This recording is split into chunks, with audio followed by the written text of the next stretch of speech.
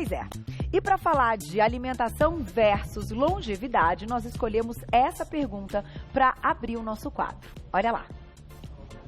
Um beijo, Eliette, muito obrigada. É verdade que comer pouca quantidade, mesmo alimentos saudáveis, faz a pessoa viver mais, doutor Roberto? Como é que é essa história? Achei tão legal essa pergunta. Os estudos, pelo menos em animais e de observações em humanos, parece que sim, Carol. Não confundir não comer e se desnutrir, né? Tá. A gente precisa de nutrientes para ter uma longevidade, mas populações que comem menos e estudos em ratos, estudos em macacos mostraram que quem não é guloso, quem come menos, quem durante a vida consegue comer quantidades que não sejam exageradas, quantidades menores, tem uma longevidade maior, Carol. Que interessante. Isso realmente é uma verdade. A região do planeta que mais vive, que a medicina olha, é uma ilha do Japão, Okinawa, se não me engano, o nome dessa ilha. Lá a maioria passa dos 100 anos, Carol. E lá as porções que eles comem são menores, são pratos de sobremesa praticamente. Puxa. Não comem que nem um ocidental maluco que quer comer tudo que vê pela frente. Famoso pratão. E que come às vezes até pela ansiedade, né? Então comer menos sem se desnutrir faz a gente viver mais, sem dúvida. Faz parte dessa sabedoria oriental, então. Sem dúvida, sem Muito dúvida. bom, tá aí. Logo, claro, daqui a pouco a gente pode conversar a respeito. Eu às vezes comento com as meninas, eu acho legal comentar aqui, que é o seguinte: a gente acha, né, doutor Roberto, isso eu aprendi com você, que a nossa necessidade é muito maior do que realmente é. É verdade. Né? Nós temos a impressão que se a gente não comer tanto daquilo, nossa, vou ficar desnutrido, vou ficar fraca, não vou conseguir fazer as minhas atividades. E, na verdade, não é bem assim. Né?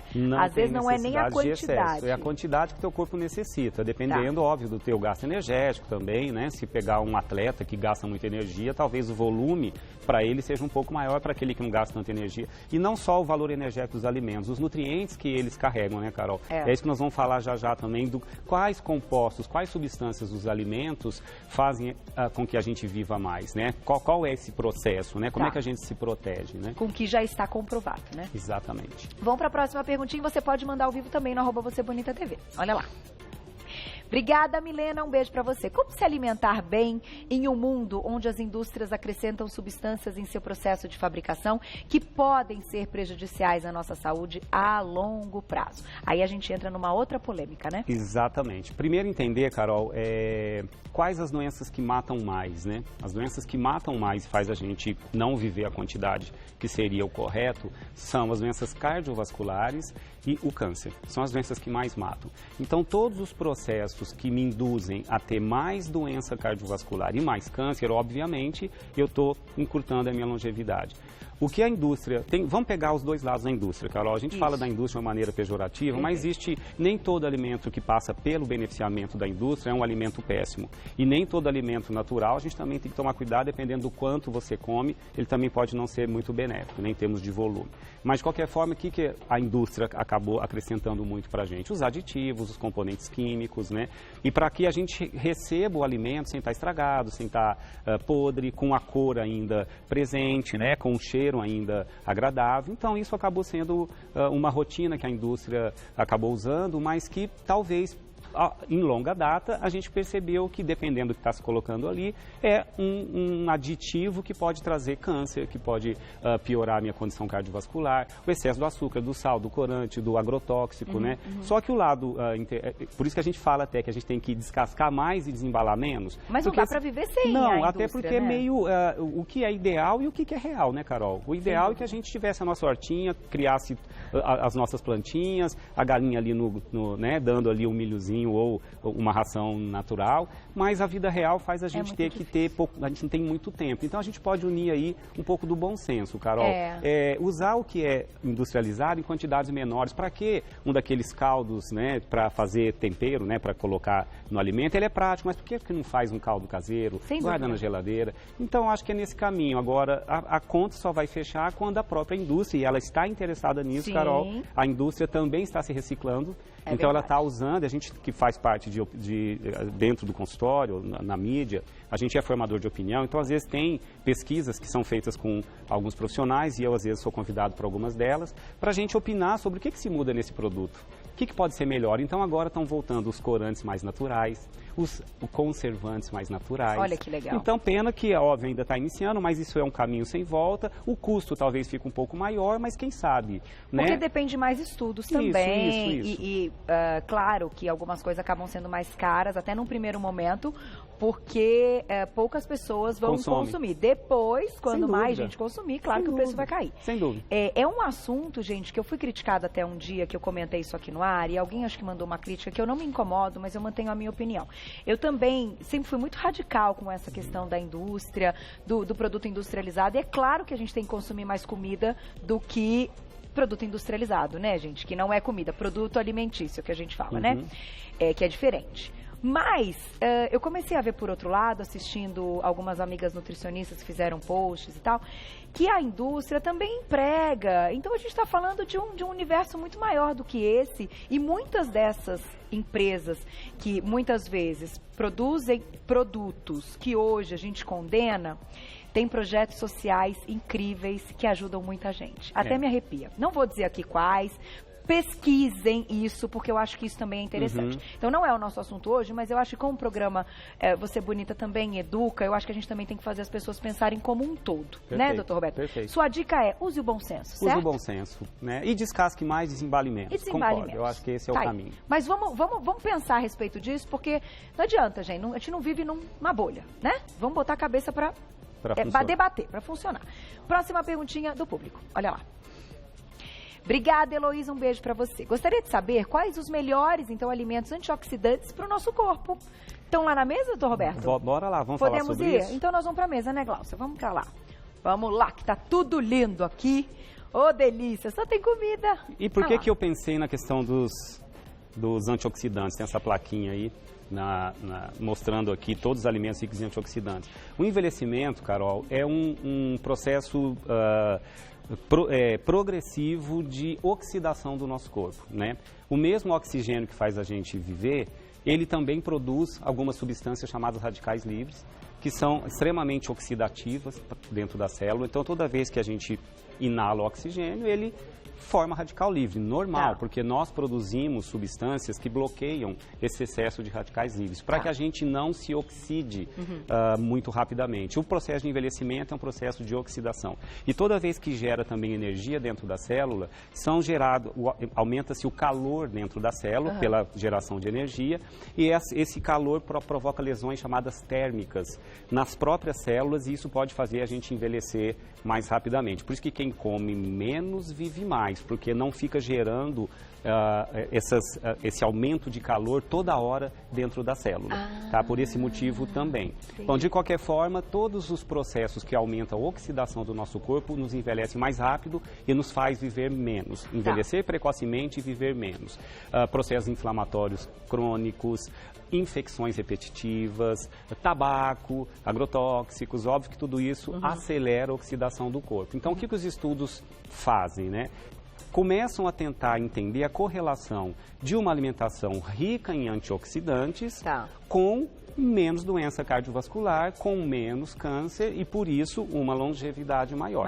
Entendi. Tá? Então, óbvio que a medicina começou a entender é que a gente fala como antioxidante as vitaminas e alguns minerais já consagrados. A vitamina C, a vitamina E, o selênio, o zinco, a vitamina A são consideradas antioxidantes. Só que a medicina ainda começou a ver nos alimentos e na maioria deles do reino vegetal compostos chamados bioativos, que não são classificados nem como vitaminas nem como minerais. São chamados de compostos bioativos dos alimentos ou fitoquímicos. Tá? E é uma família enorme, Carol. A gente já fez pautas falando sobre eles, mas é uma família enorme, chamados de polifenóis, flavonoides, né? E eu trouxe aqui os alimentos que mais os contêm.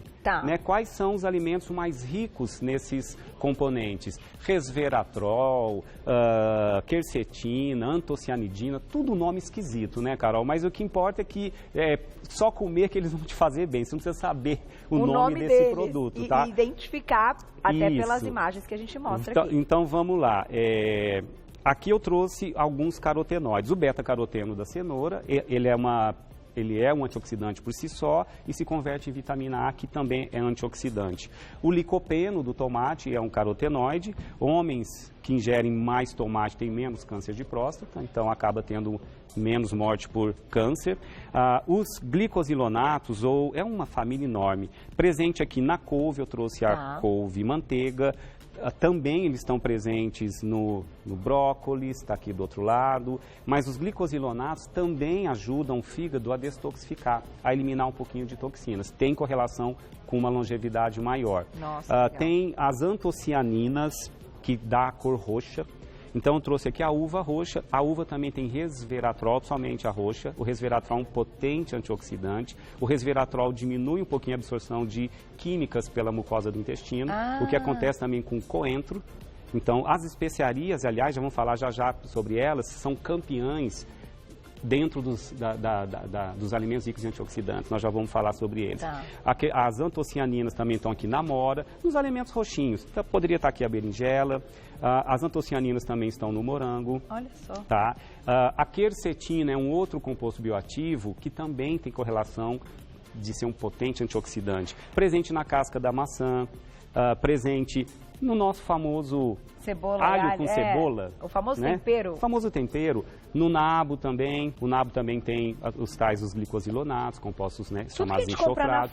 Tudo na feira, Carol. Nada que seja irreal. O abacate é riquíssimo em um nutriente chamado glutationa, que é um potente antioxidante. Então, provavelmente, a gente coloca dentro das boas gorduras, chamada monoinsaturado, ômega 9, presente no azeite também. Por isso que a dieta do Mediterrâneo também, Carol, chama a atenção muito da ciência, porque eles têm menos doença cardiovascular e eles têm isso no seu dia a dia. Eu pensei nisso agora. A gente vai colocar mais uma pergunta do público para a gente ir falando mais um pouco. Eu fecho.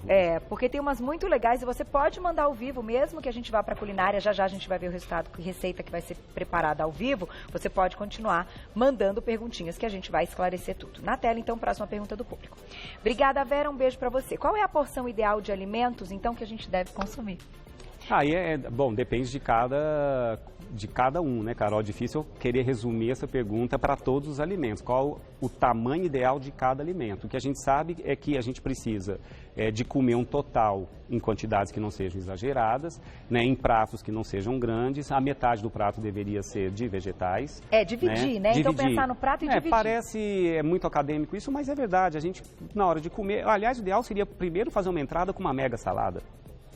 Depois a gente colocar porções menores dos alimentos que geram muita energia. Num prato de sobremesa. Os alimentos que geram muita energia são para quem gasta muita energia, para o atleta. Para quem é sedentário, para que eu vou comer muito arroz, muito pão, muita batata, muita mandioca? Então, grupos cereais, na forma integral, pelas suas fibras, por isso que a ciência ainda prova como alimentos interessantes, a fibra diminui o risco de câncer intestinal. Então, porções pequenas, eu colocaria como a palma da mão, ou um quarto do prato.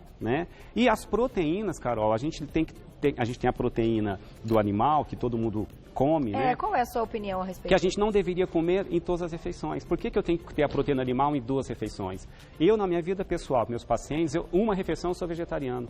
Porque eu já contribuo muito para o planeta, porque diminuo a produção, o espaço físico para a proteína animal é irreal, vai se tornar inviável ao longo dos próximos 10 anos, não tem pasto para tanta proteína animal. Entendi. Então a gente precisa contribuir, diminuindo proteína animal para uma refeição e na outra refeição seja vegetariano, com proteínas do reino vegetal, com quinoa, com amaranto, com ervilha, com lentilha, com cogumelo. Então essa é a minha opinião pessoal, Carol, isso não é diretriz de estudo, tá? Mas eu acho que a gente não pode exagerar no tamanho das porções. E eu vou encerrar falando das especiarias, Carol, mas a gordura animal, isso a gente debate muito aqui, A corrente do que acha que gordura animal não faz mal, pode se comer à vontade, e a corrente que acha que a gordura animal mata. Não, a gordura animal, vamos pensar no bife, no frango, no ovo, na manteiga, no bacon, na banha de porco. A gordura animal, ela realmente não é vilã da história, desde que não se come em quantidades exageradas. Então, populações que exageram na gordura animal não tem tanta doença cardiovascular como se imaginava.